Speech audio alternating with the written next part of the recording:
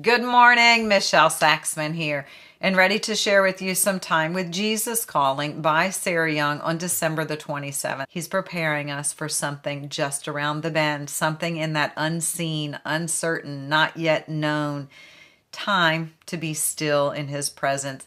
You guys, this stillness, cultivating this internal stillness, truly to me is, but many more will be blessed by your peacefulness.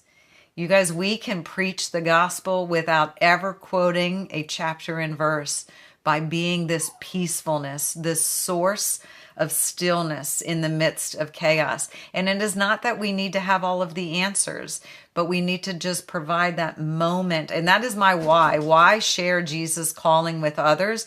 Because I believe if I can just touch one other person to create that pause, to wait just that moment for His presence, to kind of create that shift, change that perspective, focus on the problem focus on the solution rather than talking more about the problem.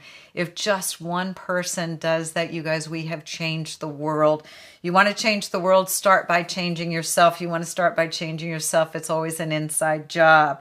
So invite Him into those inner recesses. He's already there. We need to create that stillness, calm the mind, and cultivate that peace.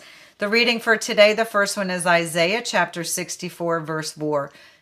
64 verse 4. Since ancient times, no one has heard, no ear has perceived, no eye has seen any God besides you, who acts on behalf of those who wait for Him.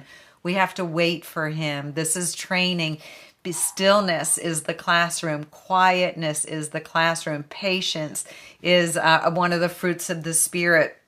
So training our ears to hear our shepherd's voice. The next reading is John chapter 15, verse 5. This is one of my favorites. I am the vine, you are the branches. If a man remains in me and I in him, he will bear much fruit. Apart from me, you can do nothing. One of my favorite things, this was, I mentioned before, was a season my daughter was going through in 9th grade. So this is probably about 15 years ago. And I just kept saying just to myself, just be the branch, just be the branch. And if you think about the branch, the fruit hangs out on the end, but we have to stay connected to the vine. And that's where my little phrase, stay connected to the vine. It's about being the branch and allowing His energy, His light, His love to flow through us toward others.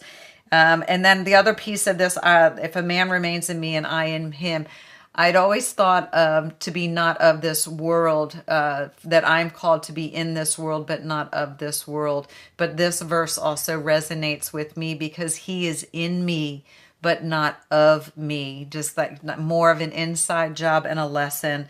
The final reading is Psalm chapter 36, verse 9. For with you is the fountain of life.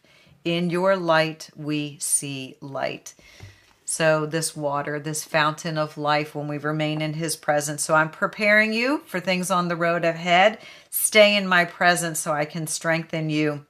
The busier you become, the more stillness that we will require. So invite Him in. And eventually we get to be, I don't know that I ever will be. It'd be nice to think that I could be. But that we don't allow ourselves to get caught up in any chaos, that we can always pull ourselves back to His presence. But I like to say we're always swinging and clinging. We just have to know, are we plugged into the culture? Are we plugged into His source? And then I just learned a thing about the wheel of fortune and making sure that living on the surface is living on the outer rim of the wheel. And we want to make sure that we are attached to that cog, that center, that foundation of Christ in our life. So no matter what season we're going through, because the stuff on the outside will forever change, but we need to know where we are anchored. So y'all have a super blessed day. Stay connected to the vine, and I will talk to you soon. Bye-bye.